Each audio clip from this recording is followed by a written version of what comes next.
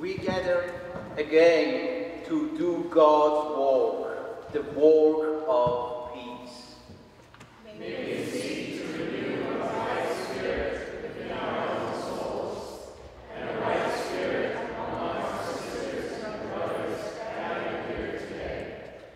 so that we might carry the spirit of the God of peace into the world.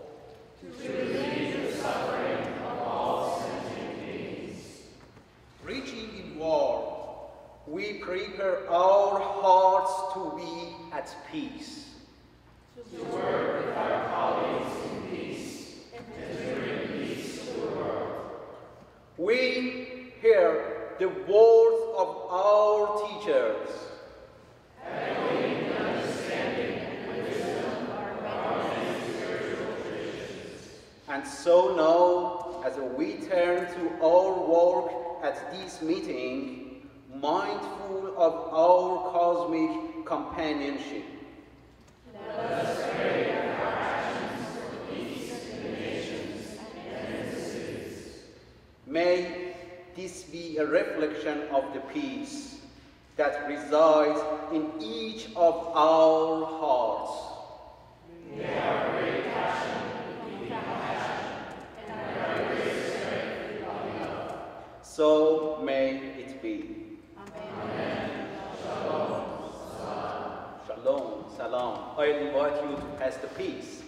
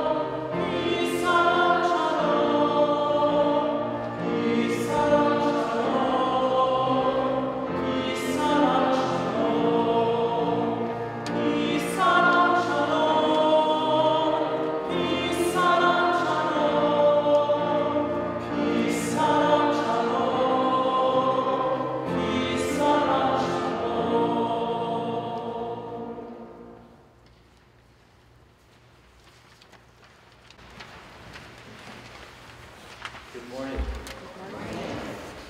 We would like to welcome all of you, students, faculty, staff, and visitors, to community worship here at the School of Theology. In our worship today, we are honoring World Interfaith Harmony Week. And so as you are welcomed in this place, may you be filled with love, hope, joy, and peace. At this time, I'd like to encourage you to turn to the back of your bulletins, where you will find more information on World Interfaith Harmony Week. There you will also find a short biography of today's preacher, Dr. Barbod Salimi, and a special welcome is extended to the family of Dr. Barbod Salimi, who's joining us in worship today. And please note that next week, our worship will begin 10 minutes earlier at 11 o'clock as we honor Ash Wednesday. And now, as we continue to worship in this place, we would like to welcome all of you here in this space. No matter where, when, how, and why you worship, you are beloved and you are welcome in this place. Welcome.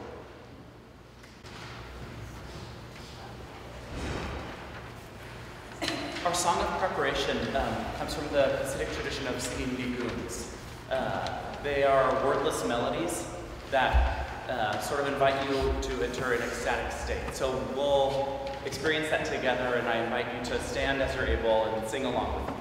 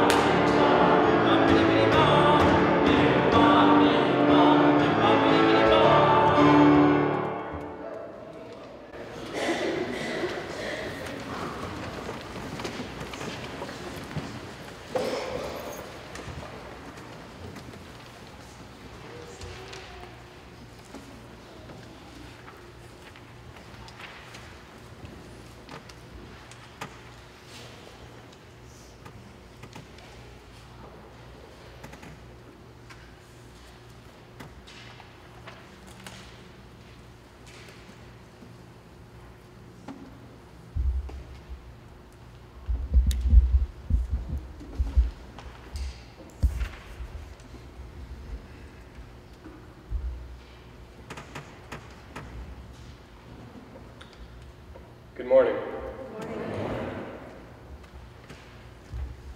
I'd like to begin by dedicating our time together today to those who have been lost and destroyed at the hands of violence, as well as those historically and more recently who have been harmed by abuses of power.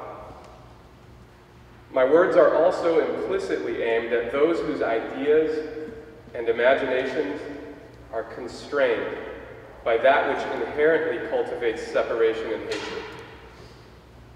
I stand before you today during World Interfaith Harmony Week in solidarity with those who have been crushed under the weight of disharmony. I would also like to begin by expressing gratitude. Gratitude for life, for breath, for suffering, for faith, for endurance, for doubt, and for hope. I also want to extend gratitude to Boston University as a whole, and to the School of Theology in particular, for welcoming me into its vibrant and expansive community. For those of you who don't know, I'm a newly hired faculty member here, and I couldn't be more honored, appreciative, and excited by the opportunities I've been afforded to serve in the university in this capacity. I also want to thank Reverend Chad Kidd and his student intern, Dongmyoung David Shim, for graciously inviting me here today. When I was approached about preaching in Marsh Chapel, I was immediately overcome with a sense of elation. But then very quickly I had an important realization. I am not a preacher.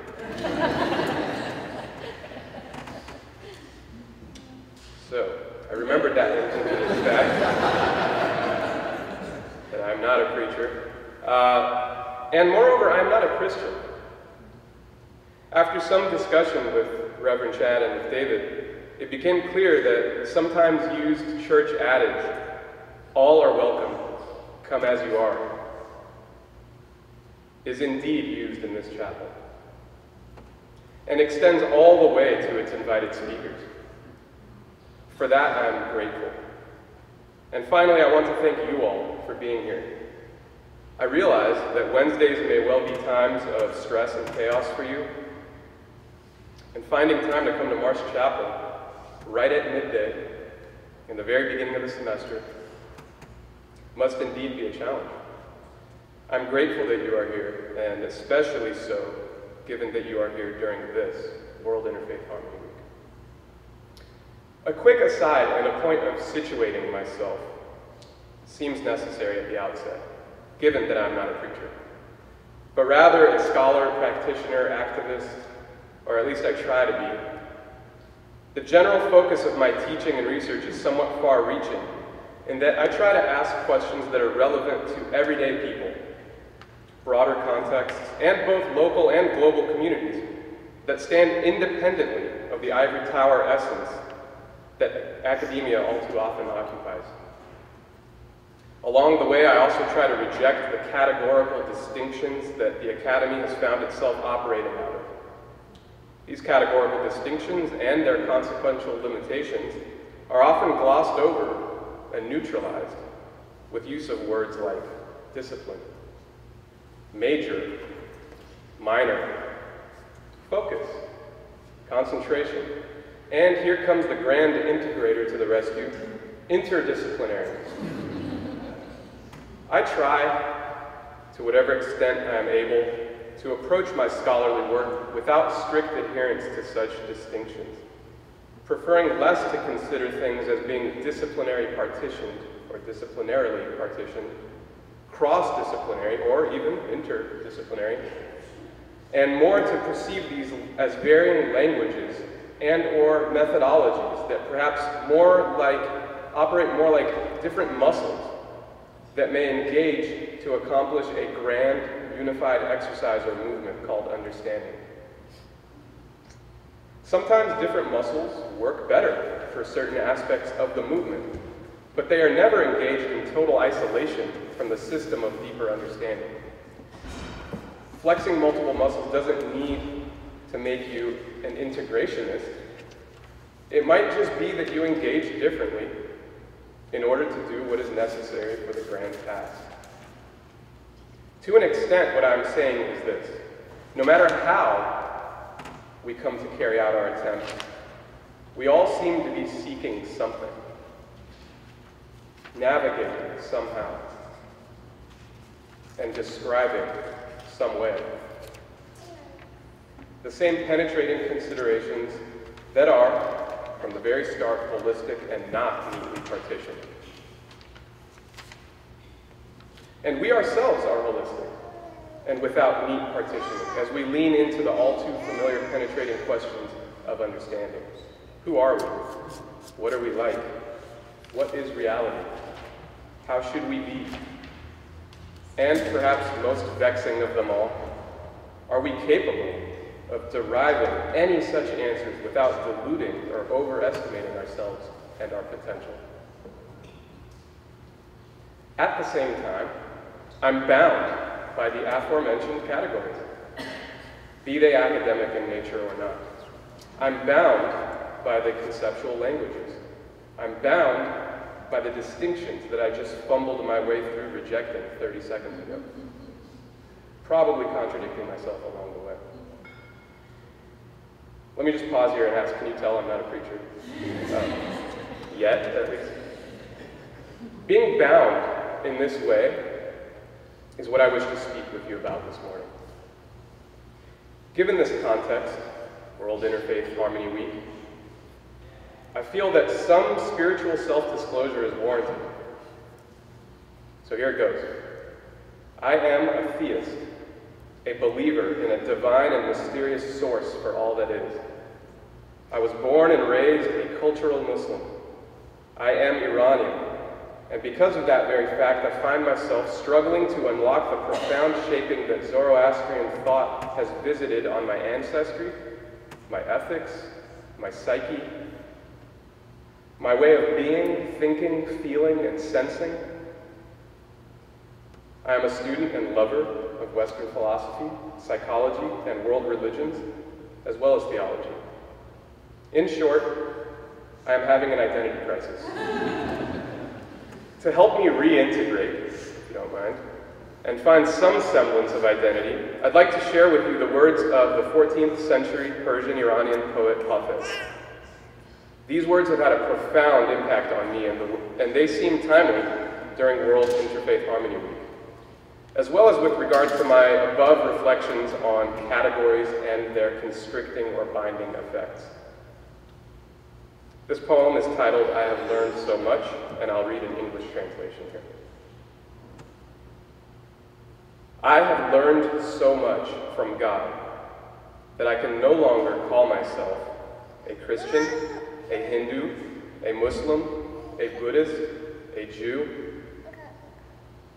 The truth has shared so much of itself with me that I can no longer call myself a man, a woman, an angel, or even a pure soul.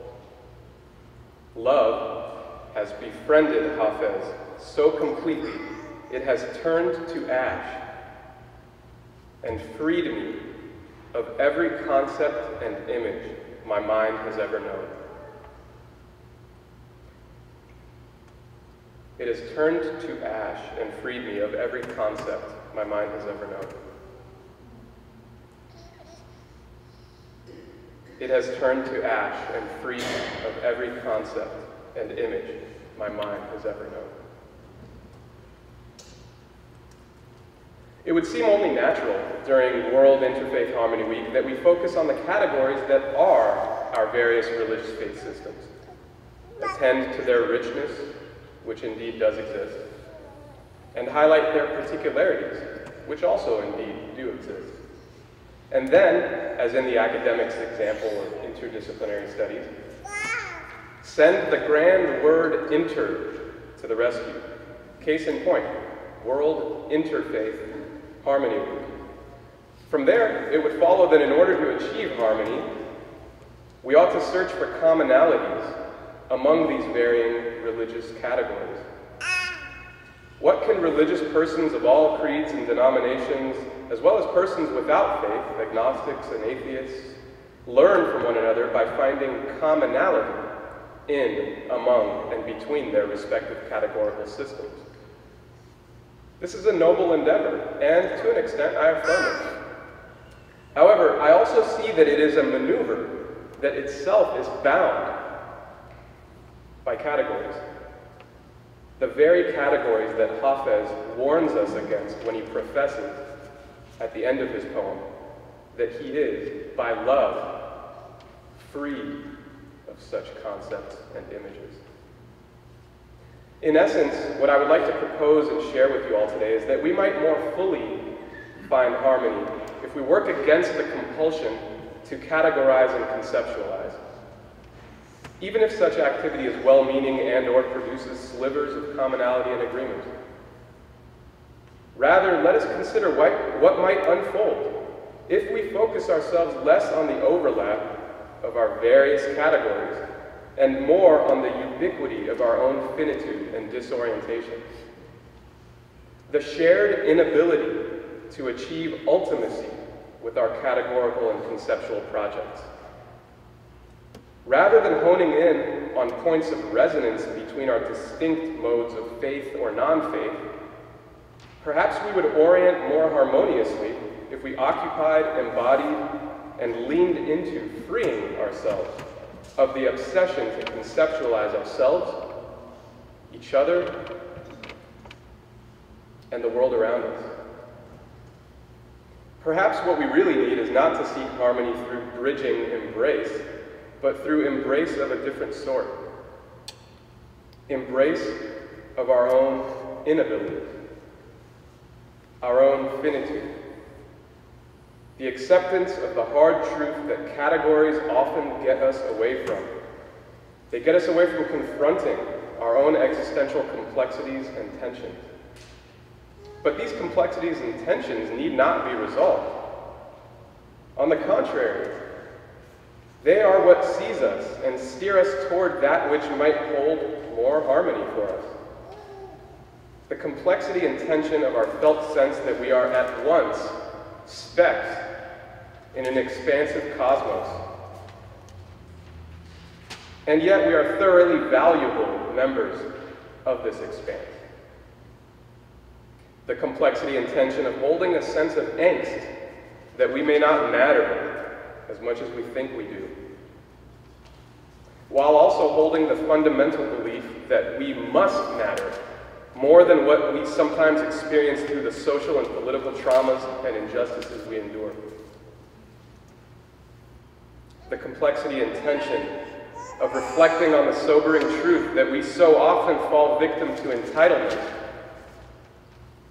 while also feeling well justified in using self-advocating terminology like human rights. These complexities and tensions cannot merely be reasoned through. They are impervious to the application of our categories and concepts, no matter how sophisticated. These categories and concepts are delivered through words. We are left with Hafez's sentiments.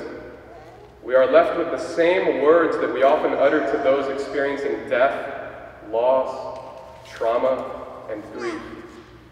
The words are as follows. Words are not enough. Words are not enough. This leads to the culmination of what I wish to submit to you this morning.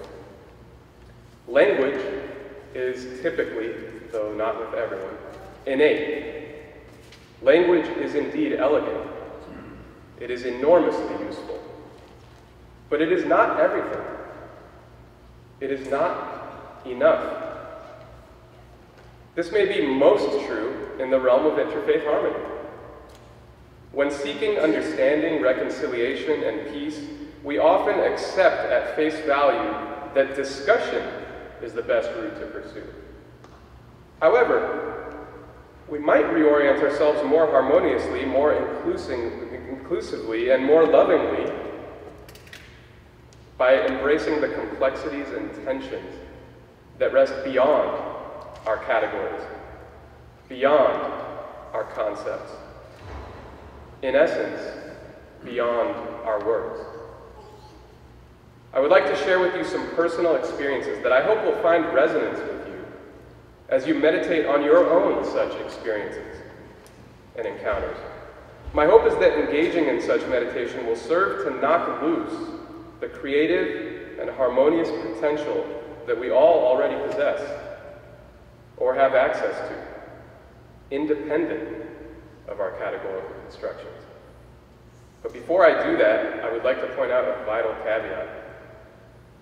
The realm beyond words that I am pointing toward is not necessarily about silence, per se. Though silence can be and has been a source of inspiration and harmony for laypersons, contemplative thinkers, mystics, and sages throughout history, it is hardly the only or default option in the absence of words. If our categories are inextricably linked to our language, which we have good reason to believe is true, then resisting them amounts simply to resisting words as the be-all and end-all. Advancing an evaluation that casts doubt on the omnipotence of words is an entirely different endeavor than campaigning for mere silence. Instead, it is a plea to embrace what sometimes is the relative futility of categories, and in turn open ourselves up to whatever else may usher its way in, silent or not. In short, nonverbal is different than silence. On to my first example that I'd like to share. Let's call this harmony through nature.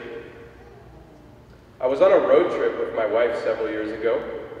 We were driving through mountainous parts of Nevada and had reached that lull that happens during road trips. Some of you might know what this is like. When you're too exhausted, too bored, too whatever to talk anymore. You might say that our concepts had run themselves dry. We had music playing in the car stereo. We were in no hurry to get to where we were going. We were comfortable, and most importantly, we were together. Suddenly, a thunderstorm rolled in. We were literally driving into a valley between two mountains that had just minutes prior been concealing thick, heavy gray clouds. Before we could even metabolize what was happening, the torrential rain poured in. We were overwhelmed by all of this. The near blinding effect of the rain on the windshield. The beautiful yet scary sight of lightning bouncing off of our eyes, then delivering its last impact with an unmistakable clap loud enough to find its way into the car. The music that had continued playing, yet now a bit more muffled and washed into the background. The vulnerable feeling of hydroplaning on the freeway that had now become more of a river than a road. We glanced at each other and mutually entered into a space of what I have already referred to as complexity and tension. We were utterly content, yet we were terrified. We were in awe, yet we were seeking control and stability. We were deeply moved, nearly to tears. Yet we were also laughing, almost as a tribute to the majesty of it all. In that moment, I felt devoid of concepts, free of categories. There were no words. We lingered in that space of complexity and tension, and yet I could not recall a time when I was more at peace, more grounded while at once euphoric, more in touch with perspective, more attuned to balance. Balance, a virtue that my dear mother has always encouraged me to pursue. A virtue that is more non-verbal. We were non-verbally consumed by a sense of permeating love. No categories had engendered this. Instead, harmony itself had pushed its way past our categories and found us. Another example. Let's call this one harmony through music. When I was 15 years old, my older brother took me to a concert.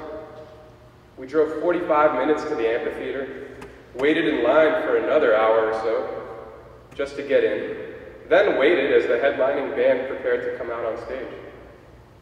Up until that point, things felt rather monotonous, routine, and matter-of-fact. Our use and application of categories and concepts had seemingly paved the path for us to arrive in and among that audience. Before long, however, the band came out and began playing. At one point late in the concert, I began to feel something that I can only describe as a spiritual, some might call mystical, experience. I felt completely overtaken by the music.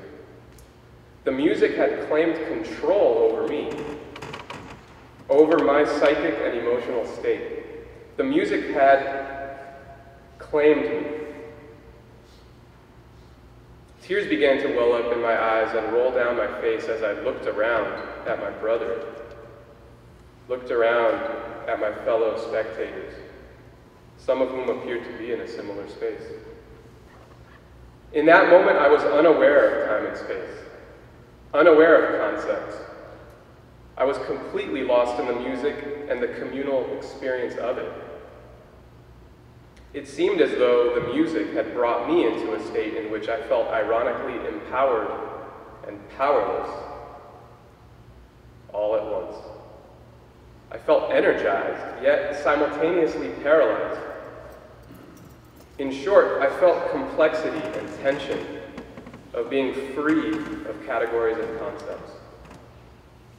I felt washed over by harmony. At this point, may I invite you to think for a few seconds about experiences of this sort that you may have had. Take a moment to briefly revisit a time that you felt a sense of awe, harmony, and love, unadulterated by categories and concepts. Join me, if you will, in a moment of silent reflection, with your eyes closed if you are comfortable, on this personal moment, this encounter with your narrative, your history, your harmony.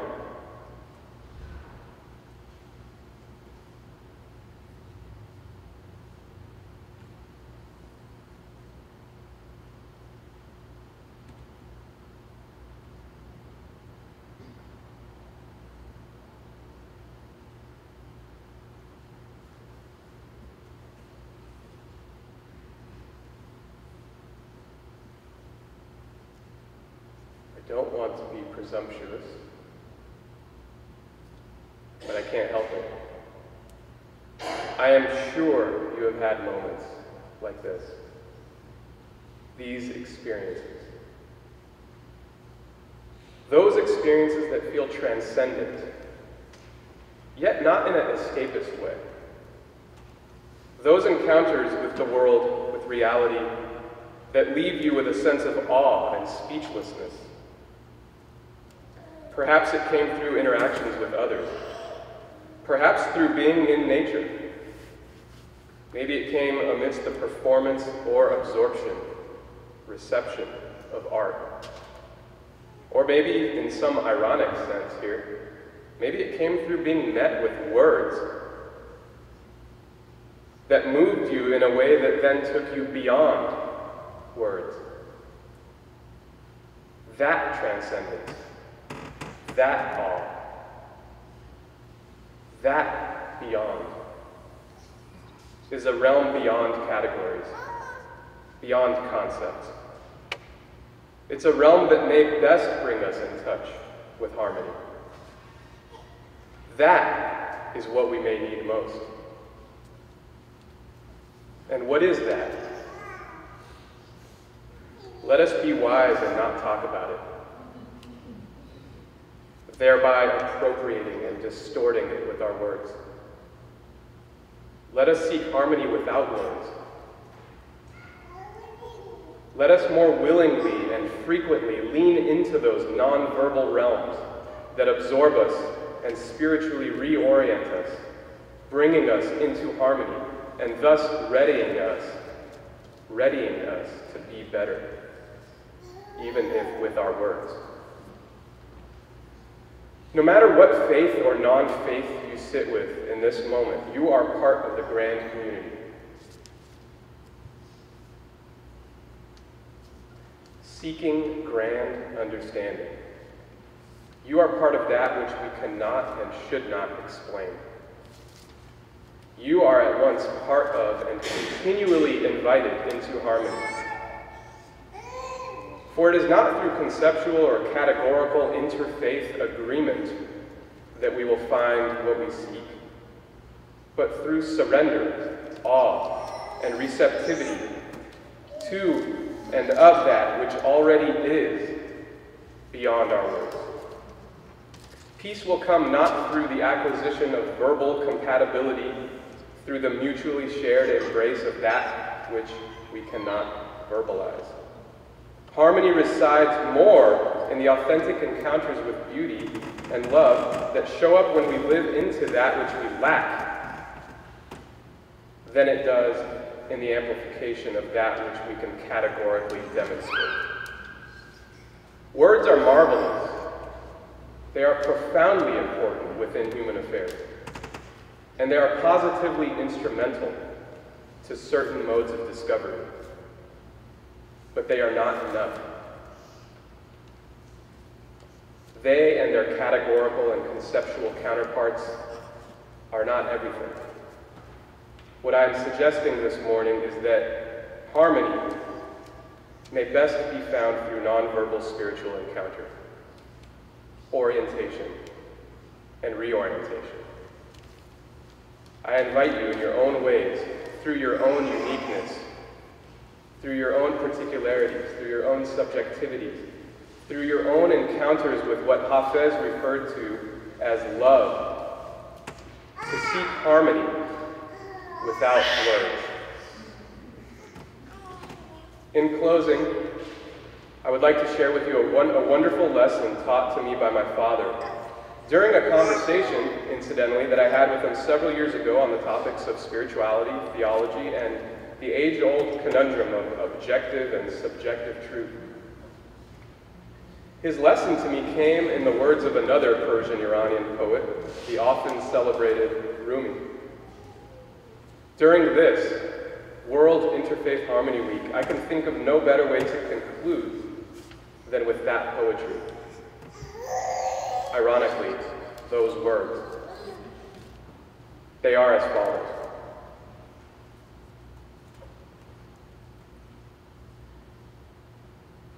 Out beyond ideas of wrongdoing and right doing, there is a field.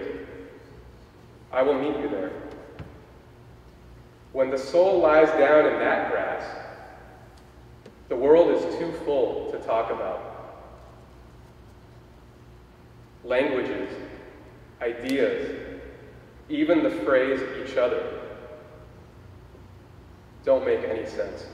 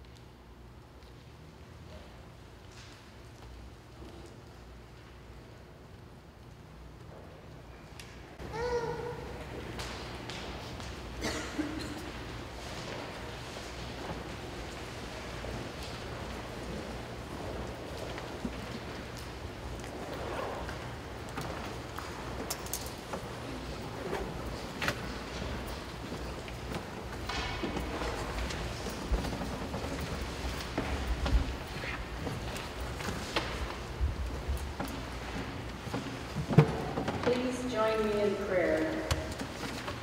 God, we lift up to you in prayer School of Theology alum, Reverend B.J. Bowe, as well as Dr. Yvonne Haddad, School of Theology, class of 1966, and her ill spouse, Mr. Wadi Haddad. God of grace, God of glory, we call upon you, humbly asking that you be with us in our time of need.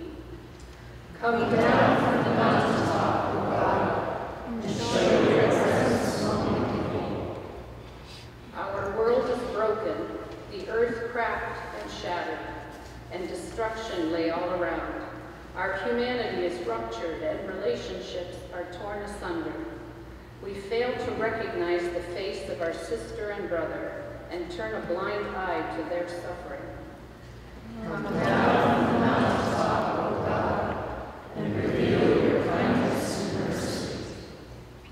We live in a world where the few have so much and the many so little, where the basic needs of food, water, shelter, and medicine are distributed to those who already have instead of those in need.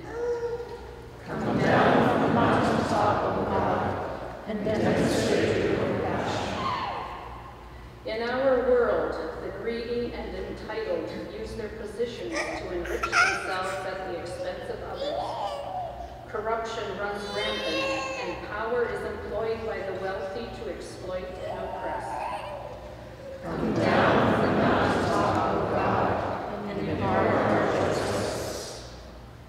Across the nations, violence is too often the means by which problems are addressed.